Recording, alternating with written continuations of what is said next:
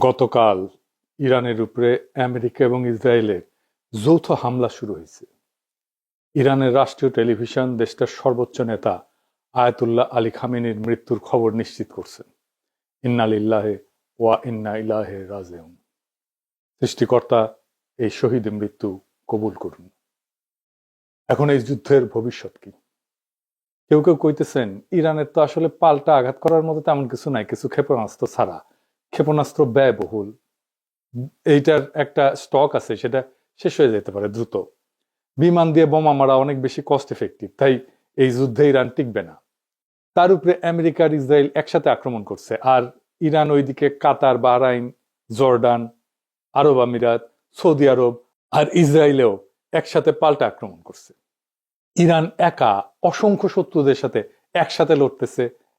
একা এতগুলো রাষ্ট্রের সাথে একই দিনে যুদ্ধ বাধায় দেওয়ার ইতিহাস দুনিয়াতে আর একটা আছে কিনা মিলিটারি বিশেষজ্ঞরা বলতে পারবেন। আমি খুঁজে দেখছি, পাই নাই। এটি একটা অভাবনীয় যুদ্ধ, এমন যুদ্ধ আগে কখনো হয় নাই। ইরান একটা মরণ কামড় দিছে, এমন ভাবে যে আমি তো মরবই, তোমাদের সাথে নিয়ে মরবো, এই স্টাইলে। এই যুদ্ধে ইরানকে পরাজিত হবে, অন্য পরাশক্তিগুলো কি অবস্থান নেবে? আর আমেরিকা আসলে লাগলো কেন ইরানের পিছনে? আমেরিকার লাভ কি? এই জটিল রাজনীতি বুঝলে পরিষ্কার হয়ে যাবে বিশ্ব রাজনীতি, ভূ রাজনীতি এগুলো কি আসলে কিভাবে কাজ করে। আসেন আজকার আলাপ আল্লাহর নামে শুরু করি। আলোচনা শুরুর আগে আমরা একটু সংক্ষেপে জেনে নিই আগে কি কি ঘটছিল, তাহলে ইরানের সংকট কেন তৈরি হলো সেটা বুঝতে পারবো। ইরানের পারমাণবিক কর্মসূচি নিয়ে 2000 সালের দিক থেকে পশ্চিমা দেশগুলোর সঙ্গে একটা টানাপোড়েন চলতেছিল। অভিযোগ ছিল ইরান হয়তো পারমাণবিক অস্ত্র বানাইতেছে। পৃথিবীর প্রত্যেকটা দেশে পারমাণবিক কর্মসূচি আছে, কিন্তু বাংলাদেশেরও আছে।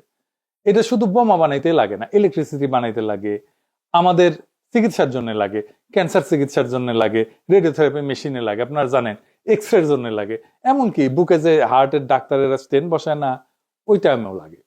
স্টেন্ট লাগাইতে গেলে দেখবেন যে ডাক্তার, নার্স, টেকনিশিয়ানরা বুকে স্যারকোনা এরকম একটা ছোট বাক্সের মতো সাদা এটা পড়ে থাকে, রেডিয়েশন মাপে ওইটা।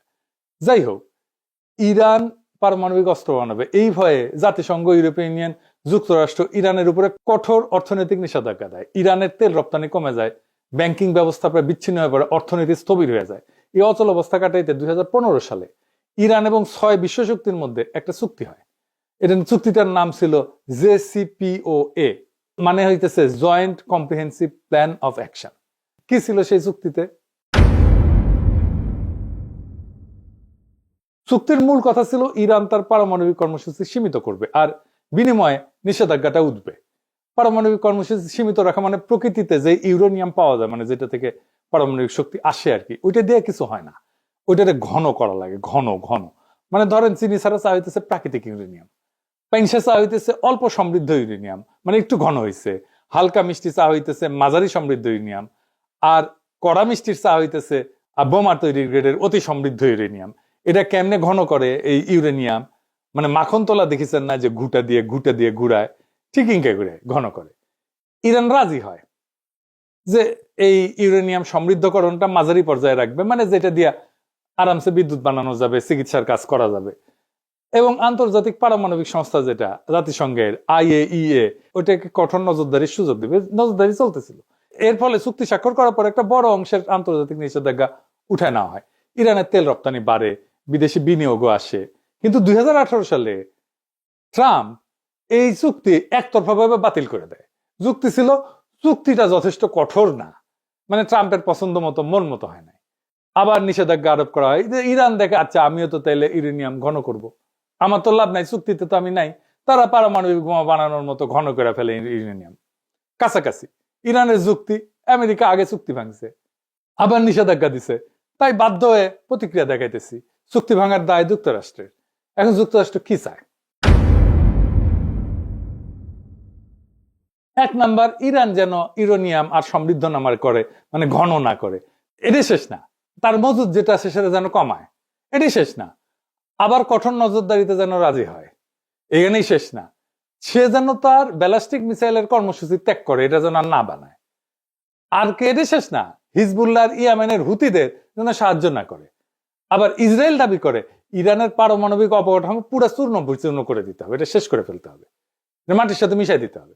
একটা দেশে বাইরের দুইটা রাষ্ট্রের ইচ্ছা মতো চলতে হবে। আমেরিকা ইসরায়েল যা চাইবে তাই চলতে হবে, এটা কোনো মর্যাদা সম্পন্ন দেশ করবে না। এবার আসেন দেখি আসল প্রশ্ন, আমেরিকা ইসরায়েল কি ইরানকে হারাইতে পারবে? প্রথমে বলেনি আমেরিকার ইসরায়েলের সম্মিলিত সামরিক ক্ষমতার ধারে কাছেও ইরান নাই, তাইলে কি ইরান হারা যাবে? না, এই প্রশ্নের উত্তর অত সহজে দেওয়া যাবে না। আসেন আমরা আলাপটা শেষ করলে বুঝবেন আসলে ইরান হেরে যাবে কিনা। যুদ্ধ তো শুধু অস্ত্রের কস্ট বেনিফিট অ্যানালাইসিস না, যুদ্ধ রাষ্ট্রের কাঠামো, ইতিহাস, ভূগোল, মনস্তত্ত্ব সব মিলে একটা পূর্ণাঙ্গ সমীকরণ। আর সেই সমীকরণে ইরানকে সহজে হারানো খুবই কঠিন, প্রায় অসম্ভব। কেন? আমাদের একটু ইতিহাসে ফিরে যেতে হবে। ইরানকে বুঝতে হইলে 1953 সাল থেকে শুরু করতে হবে, যখন ইরানের তেলের মালিকানা ইরানের ছিল না, ব্রিটিশ কোম্পানি ছিল। বিপি নাম দেখেন নাই যে, এর ছিল মালিকানা ব্রিটিশ পেট্রোলিয়াম। 1953 সালে একটা ন্যাশনালিস্ট সরকার ক্ষমতায় আসে, প্রধানমন্ত্রী ছিল মোসাদ্দেক। সে তেল জাতীয়করণ করছিল। এর প্রতিক্রিয়া আমেরিকা সিআইএ কে দিয়া অভ্যুত্থান ঘটায়, তাকে সরায়, শাহকে ক্ষমতায় বসায়। সেই ঘটনা ইরানের রাজনৈতিক চেতনায় গভীর ছাপ ফেলে। বিদেশি হস্তক্ষেপ মানে জাতীয় অপমান। এই বোধ ইরানের রাষ্ট্র স্মৃতির একটা অংশ হয়ে যায়, কালেকটিভ মেমোরির একটা অংশ হয়ে যায়। তারপরে 1779 সালে বিপ্লব হয়, ইরানের বিপ্লব। শুধু ধর্মীয় আবেগ না, বরং দীর্ঘদিনের ক্ষোভ, অপমানবোধ, বিদেশি আগ্রাসন, জাতীয় সম্পদ দখলের বিরুদ্ধে একটা প্রতিক্রিয়া, সব মিলায় রাষ্ট্র একটা নতুন কাঠামো নেয়। ইরানের পর বিপ্লবের নতুন শাসন ব্যবস্থা খুব দ্রুত নিজেদের পাওয়ার কনসোলিডেট করে ফেলে। সেনাবাহিনীর ভিতরে যে সমস্ত শাহপন্থী উপাদান ছিল সেগুলো ভেঙে দিয়ে তারা নিজেদের অবস্থান মজবুত করে ফেলে। ফলে বহু বছর পরেও সামরিক অভ্যুত্থান ও গণবিক্ষোভ এই সরকার কিন্তু পড়ে যায়নি। এটা কাকতালীয় না, এটা একটা কাঠামোগত ফল। কিছুদিন আগে সারা ইরানে ব্যাপক বিক্ষোভ হয়েছে না? আন্তর্জাতিক শক্তি সাপোর্ট দিচ্ছে, আমেরিকা সাপোর্ট দিচ্ছে, ইরান সরকার বর্বর ভাবে রক্তপাত ঘটায় বিক্ষোভ দমন করছে। হাসিনার মতো পড়ে যায় নাই কিন্তু। যদিও ইরানের সমাজ গভীরভাবে বিভক্ত হয়েছে, ইরানের বর্তমান রেজিম পছন্দ করে না এমন ইরানিয়ানদের সংখ্যা বাড়ছে অনেক। 1980 সালে ইরাক আক্রমণ করে ইরানকে। প্রথম থেকে ইরান দুর্বল ছিল, এলাকা দখল হয়ে যায়। কিন্তু 1982 সালের মধ্যে ইরান অধিকাংশ দখলকৃত এলাকা পুনরুদ্ধার করে ফেলে। সাদ্দাম হোসেন ভাবছিলেন যে আক্রমণে ইরানের ভিতরে একটা অভ্যুত্থান হবে, বিপ্লবী সরকার পড়ে যাবে।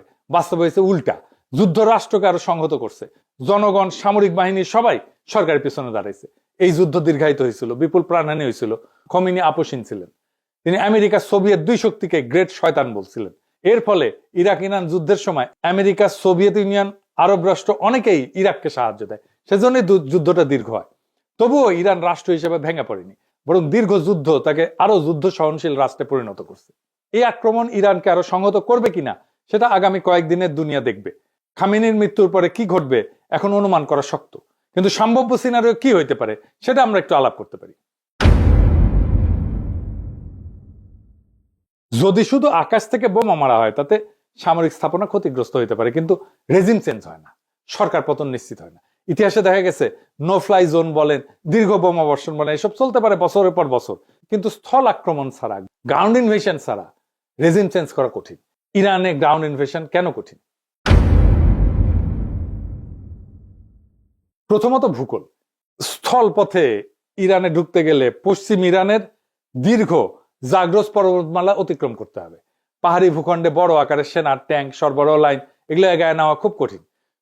সরু গিরিপথ থাকে, উঁচু নিচু পথ থাকে। এখানে যারা প্রতিরক্ষা করে, ডিফেন্স করে, তাদের বেশি সুবিধা। ইরান মূলত একটা বিশাল উচ্চভূমি, চারপাশে পর্বতমালা, মাঝখানে মরুভূমি, আর জনবসতি অনেক জায়গায় পাহাড়ের ভেতরে, আড়ালে। এই ভূগোল আক্রমণকারীদের জন্য তিন ভাবে বিপজ্জনক। একটা হচ্ছে মেকানাইজ বাহিনী, এগুলো ট্যাঙ্ক ইত্যাদি, গাড়ি, বহর টহর এই সমস্ত নিয়ে যখন যায়, আগাইতে যায়, তখন গতি কমে যায়। সংকীর্ণ উপত্যকার মধ্যে দিয়ে যেতে হয়, চোক পয়েন্ট আছে, মানে যেখানে আটকায় যেতে পারে। এসব জায়গায় কনভয় আটকায় গেলে ক্ষয়ক্ষতি দ্রুত পারে, উপর থেকে আক্রমণ করবে। যারা ডিফেন্স করে তাদের এখানে সুবিধা, উচ্চভূমি থেকে নজরদারি করতে পারে, অ্যাম্বুশ করতে পারে, প্রতিরক্ষা লাইন তৈরি করা তুলনামূলকভাবে সহজ। ইরান সবসময় এই অ্যাডভান্টেজে থাকবে। রাজধানী বা নগরগুলো এগুলো ইনসুলেটেড, মানে বড় শহরগুলো অনেকটাই পাহাড়ি বলয়ে সুরক্ষিত, চারিপাশে পাহাড়। দ্রুত ধাক্কায়, কুইক থ্রাস্ট যেটাকে বলে মিলিটারি ভাষায়, এটা ফল আনা কঠিন। ইরান সমতল ইরাকের মতো না, এখানে ভূগোল নিজেই এক ধরনের প্রতিরক্ষা বাহিনী হয়ে থাকে। এরপর আছে লজিস্টিক্স বা সরবরাহ। ইনভেশন মানে শুধু সৈন্য যাওয়া না, এটা সাপ্লাইয়ের যুদ্ধও বটে। স্থল আক্রমণে জেতা মানে সাপ্লাই চেনের উপরে বেঁচে থাকা, সাপ্লাই লাইনের উপরে বেঁচে থাকা। প্রত্যেক দিন বিপুল জ্বালানি, গোলা বারুদ, খাবার, যন্ত্রাংশ এই সমস্ত দীর্ঘ রুটে এনে পৌঁছাইতে হবে। পাহাড়, মরুভূমি এই সমস্ত পরিবেশে কনভয় ট্রান্সপোর্ট ইন্টেন্সিভ এবং সিকিউরিটি ইন্টেন্সিভ হয়। একবার সাপ্লাই লাইন যদি ভেঙে যায়, তাহলে ফ্রন্ট লাইনের শক্তি থাকলেও এটা কার্যত থেমে যায়, কাজ করতে পারে না, আক্রমণ করতে পারে না। এটাই বড় পার্থক্য। গ্রাউন্ড ক্যাম্পেনে আপনার যুদ্ধ ক্ষমতা নির্ভর করে সাপ্লাই পৌঁছায় কিনা এটার উপরে। এরপর আছে এন্ট্রি প্রবলেম, কোন দিক থেকে ঢুকবে। এটা এই রাজনীতিতে অনেক সময় সামরিক সমস্যার চেয়েও বড় হয়ে যায়। ইরানে বড় স্কেলে স্থল আক্রমণ করতে গেলে প্রতিবেশী দেশগুলোর ঘাঁটি করিডোর দরকার পড়বে, কিন্তু আঞ্চলিক রাষ্ট্রগুলো রাজনৈতিক ঝুঁকি নিতে চায় না। নিজেদের ভিতরে অস্থিরতা, ইরানের পাল্টা আঘাত, এই সমস্ত কারণে এই অ্যাক্সেসটা দিতে চায় না এবং দেয়ও নি কেউ। এই জন্য অপারেশনাল প্ল্যানিং খুব জটিল হয়ে যায়। ইরান যেটা সিকিউরিটি স্ট্র্যাটেজি নিয়ে চলে, এটার একটা প্রতিরক্ষার ধারণা আছে। এটাকে বলে এ টু এডি প্লাস অ্যাসিমেট্রিক। এটা দিয়ে সময় কেনে এবং খরচ বাঁচে। এ টু এডি এটা আবার কি আসলে এটা বুঝে দেখি। এনা সামরিক টার্ম ইউজ করলাম আর কি, কুল লাগে এনা এগুলো শুনলে, বুঝে কই। এ টু এডি মানে হইতেছে অ্যান্টি অ্যাক্সেস, দুইটা এ, সেজন্য এ টু এডি মানে হচ্ছে এরিয়া ডিনাল। সহজ ভাষায় শত্রুকে ঢুকতে দিও না, ঢুকলেও আরামে চলতে দিও না। ধরেন কেউ আপনার বাড়িতে ঢুকতে চায়, আপনি কি করবেন? গেটের সামনে কাটা বসাবেন, রাস্তা ব্লক করবেন, চারপাশে নজরদারি বসাবেন, ঢুকলে আঘাত করবেন। ইরানও সমুদ্র এবং আকাশপথে ঠিক এইটাই করে। উপসাগরে ছোট ছোট দ্রুতগামী নৌকা থাকে, সমুদ্রের মাইন পথ থাকে, দূরপাল্লা ক্ষেপণাস্ত্র থাকে, ড্রোন থাকে, এয়ার ডিফেন্স থাকে। উদ্দেশ্য হচ্ছে আমেরিকা বা অন্য কেউ যেন সহজে বাহিনী ঢুকাইতে না পারে। আর অ্যাসিমেট্রিক, এটার মানে কি? অ্যাসিমেট্রিক মানে হচ্ছে শত্রু বড় এবং শক্তিশালী হইলে সরাসরি তার মতো লড়বে না, অন্যভাবে লড়বে। ইরান জানে যুক্তরাষ্ট্র প্রযুক্তি, বিমান, জাহাজে অনেক আগায়, তাই ইরান সরাসরি ট্যাঙ্ক বনাম ট্যাঙ্ক যুদ্ধ করতে যাবে না, বরং ছোট ছোট ছোট ছোট আঘাত, ড্রোন হামলা, প্রক্সি বাহিনী ব্যবহার করে মিসাইল ছড়ে দূর থেকে চাপ সৃষ্টি করবে, সাইবার হামলা করবে। এইভাবে বড় শক্তিকে ধীরে ধীরে ক্লান্ত করে ফেলবে। আর সময় কেনা মানে কি? ইরান জানে যে সে হয়তো দ্রুত যুদ্ধে জিতবে না, কিন্তু সে যুদ্ধ লম্বা করতে পারে। যুদ্ধ যত লম্বা হবে আমেরিকার খরচ বাড়বে, রাজনৈতিক চাপ বাড়বে, আন্তর্জাতিক সমর্থন কমতে পারে, জ্বালানির বাজার অস্থির হয়ে যাবে। অর্থাৎ ইরানের কৌশল হইতেছে দ্রুত হারবো না, যুদ্ধকে এমন ব্যয়বহুল বানাবো যাতে শত্রুই ক্লান্ত হইয়া যায়। আর খরচ বাড়ানো মানে শুধু টাকা পয়সা খরচ না, খরচ বলতে অর্থনৈতিক খরচ তো আছেই, তার সাথে সামরিক ক্ষয়ক্ষতি, রাজনৈতিক ক্ষতি, আন্তর্জাতিক চাপ। ইরান চেষ্টা করে যেন প্রতিপক্ষ ভাবে এই যুদ্ধে ঢুকলে লাভের চেয়ে ক্ষতি বেশি। এটাকে বলা হয় ডিটারেন্স। মানে এর জন্য শত্রুপক্ষ দূরে থাকবে, আক্রমণ করার আগে 10 বার ভাববে।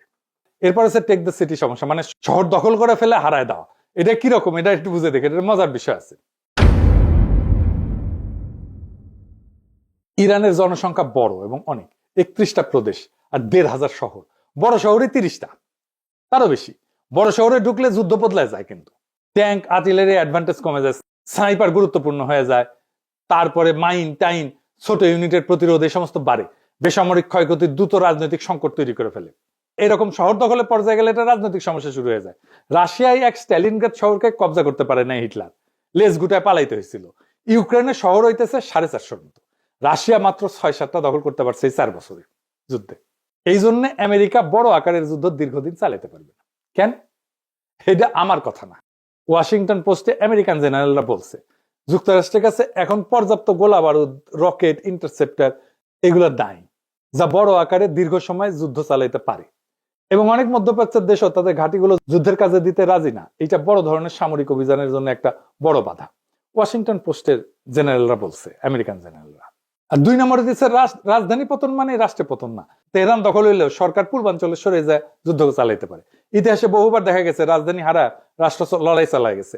মস্কোতেই তাই হয়েছে, নেপোলিয়ান গেছে, মস্কো দখল করছে, ওরা চলে গেছে দূরে, পরে আবার ফিরে আসছে। এবং নেপোলিয়ান ওই রাশিয়ার যুদ্ধে হারছিল, কিছুই করেনি, শুধু বসেছিল রাশিয়ান সোলজাররা।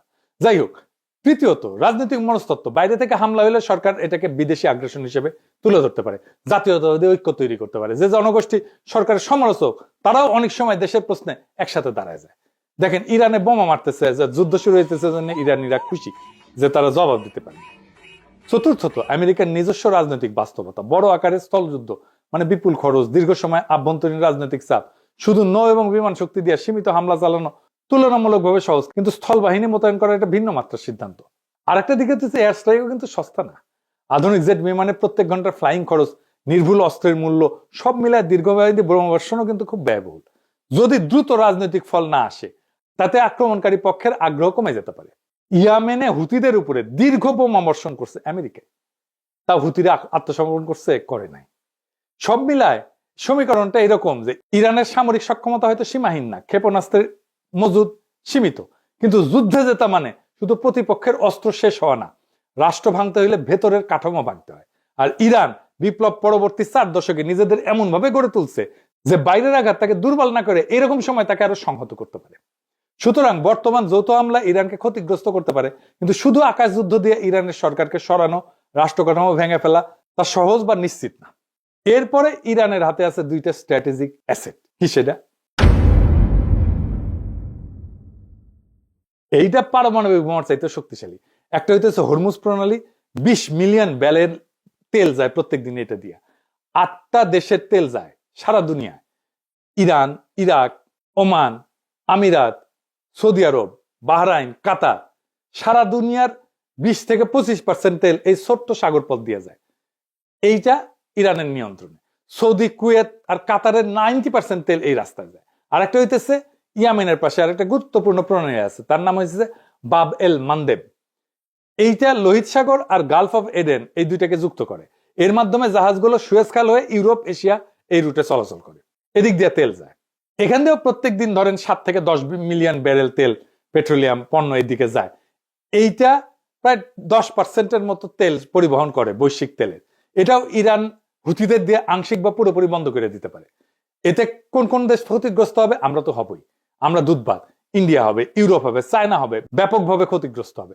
সেটা বড় ব্যাপার না, কিন্তু এই কারণেই বলা যায় ইরানকে আঘাত করা সম্ভব, কিন্তু সেটা ইতিহাস, ভূগোল এবং রাষ্ট্র কাঠামো বিচারে তাই অসম্ভব। এখন প্রশ্ন হইতেছে ট্রাম্পের কি লাভ ইরানকে আক্রমণ কইরা? অন্য লাভের মধ্যে আছে আমেরিকাকে ট্রাম্প তো গ্রেট বানাবে, মেক আমেরিকা গ্রেট এগেন। ও গুয়াতনাই সাম রাধাকৃষ্ণের নাম। তো এখন যারা ওর কম্পিটিটর, মানে ধরেন ইউরোপ, তারপরে চায়না, তাদের চাপে ফেলতে পারে। ইউরোপ আর চায়নাকে সে যুদ্ধ বাধা এই দুই শক্তিকে চাপে ফেললো, তেল পাইলো না, এক্সট্রা লাভ। তাদের ইকোনমি চাপে পড়বে, ইউরোপ এবং চায়নার ইকোনমি চাপে পড়বে এই যুদ্ধের কারণে, কারণ তাদের জ্বালানি আসবে না। ইউরোপ আর চায়নার ইকোনমি দারুণভাবে ক্ষতিগ্রস্ত হবে। আর ইন্ডিয়া আমার অনুমান সিস্টেম করে আসছে ও মোদির সফরে, আবার হয়তো রাশিয়ান তেল নিবে, এই কনসেশন দিয়ে আসছে। ট্রাম্প তো কিছু না পাইলে কিছু দেয় না। একবার তো নেতা নেওয়ার মনোরঞ্জনের জন্য নাচছিল মোদি, এপস্টেইন ফাইলে আসিছে। এইবার আমার অনুমান আফগানিস্তান আর পাকিস্তানের মধ্যে যুদ্ধটা ওই মোদি লাগাইছে, পাকিস্তানকে সীমান্তে বিজি রাখবে। এখন তালেবান আর ইন্ডিয়া তো জিগরি দোস্ত, পাকিস্তান যেন কোনোভাবে আর এইদিকে নজর দিতে না পারে, সাহায্য করতে না পারে ইরানরে। সে তো আবার ইরানের বন্ধু। আবার ভারতীয় রাষ্ট্রায়ত্ত company India ports global limited, সে ইরানের চাবাহারের শহীদ বেহেশতি টার্মিনাল পরিচালনা করে।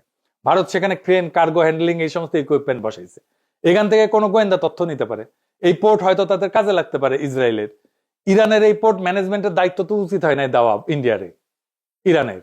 ওরা তো আবার সবার বেশি বুঝে। আবার ওমানের ডোকোমেও একটা পোর্ট আছে যেখানে লজিস্টিক অ্যাক্সেস আছে, মেনটেন্যান্স অ্যাক্সেস আছে ইন্ডিয়ার। এটা আবার হরমুজ প্রণালীর জাস্ট বাইরে। ফলে পারস্য উপসাগরের উত্তেজনা হইলে বিকল্প অপারেশন পয়েন্ট হিসেবে এটা কাজ করতে পারে। হয়তো ইন্ডিয়া এই পোর্টগুলো থেকে কোনো সাহায্য দিবে ইসরায়েলকে, আমেরিকাকে, হইতে পারে গোয়েন্দা তথ্য বা লজিস্টিক্স। ইরান হয়তো সামরিক দিক থেকে দুর্বল, কিন্তু ইরান কোনো ফাঁকা মরুভূমি রাষ্ট্র না। 1953 সালের অপমান, 1979 সালের বিপ্লব, 8 বছরের যুদ্ধ এই রাষ্ট্রের ডিএনএতে বেঁচে থাকার রাজনীতি বসে আছে। খামেনি নিহত হয়েছে, তাহলে হয়তো নেতৃত্ব বদলাবে, কিন্তু রাষ্ট্র কি ভেঙে পড়বে? ইতিহাস বলে খুব সহজ না। যদি শুধু আকাশ হামলা হয় অবকাঠামো ক্ষতিগ্রস্ত হবে, কিন্তু রেজিম চেঞ্জ এটা স্থল আক্রমণ ছাড়া প্রায় অসম্ভব।